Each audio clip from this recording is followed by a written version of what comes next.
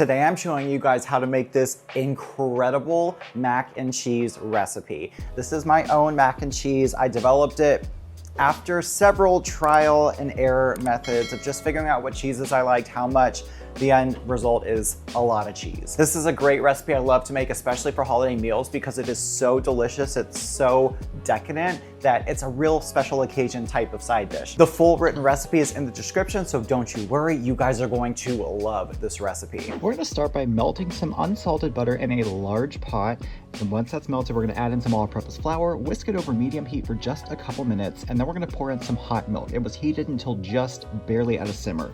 You wanna whisk that for a few minutes until nicely thickened. It'll really coat the back of a spoon like this. You can go ahead, turn off the heat. We have salt, garlic powder, mustard powder, onion powder, nutmeg, and black pepper. All the measurements are in the description, so don't worry.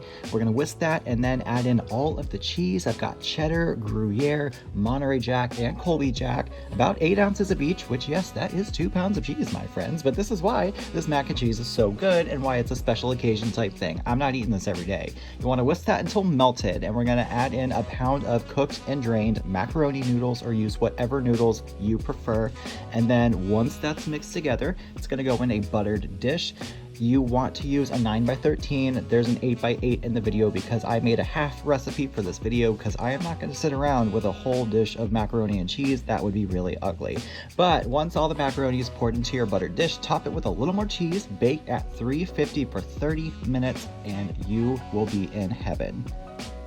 Now, I cannot tell you guys how much I love this mac and cheese. It's so good. Flavor, incredible, so cheesy, so delicious, so rich. Once again, the full written recipe is in the description, along with the links to my other social media. Be sure to give this video a nice big thumbs up, leave me some comments, and of course, hit that subscribe button. Thank you guys so much for joining me, and I'll see you next time.